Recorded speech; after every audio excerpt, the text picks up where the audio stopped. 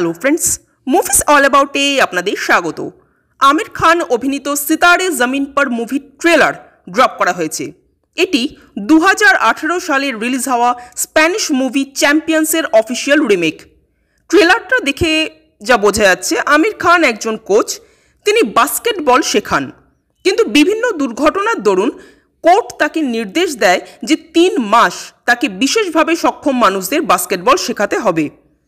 তো এই বিশেষভাবে সক্ষম মানুষদের বাস্কেটবল শেখাতে গিয়ে আমির খানকে ঠিক কোন কোন বিড়ম্বনার মুখে পড়তে হয় এবং শেষ পর্যন্ত কি হয় সেটা জানতেই মুভিটা দেখা। এক কথায় বললে এই ট্রেলারটা কিন্তু আমার বেশ ভালো লাগলো।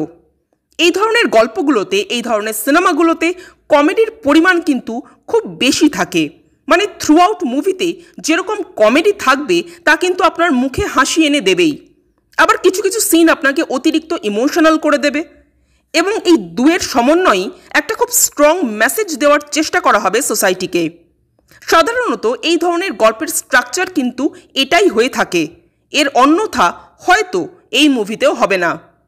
এই মুভিতে বাস্তবেই যারা অটিজমের শিকার সেরকম মানুষদের দিয়েই অভিনয় করানো হয়েছে। ওভারঅল ট্রেলারটা আমার বেশ ভালো লাগলো।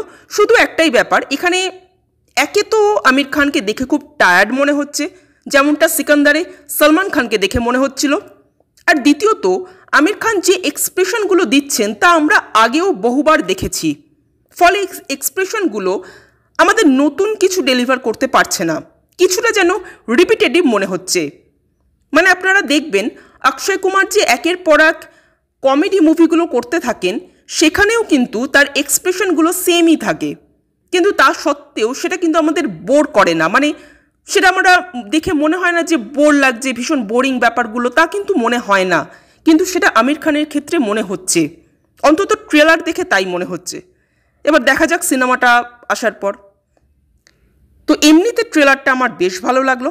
আপনাদের কেমন লেগেছে কমেন্ট করে জানাবেন, আর আমাদের ভিডিও ভালো লেগে থাকলে প্লিজ লাইক, শেয়ার, সাবস্ক্রাইব করতে ভুলবেন না। Thank you.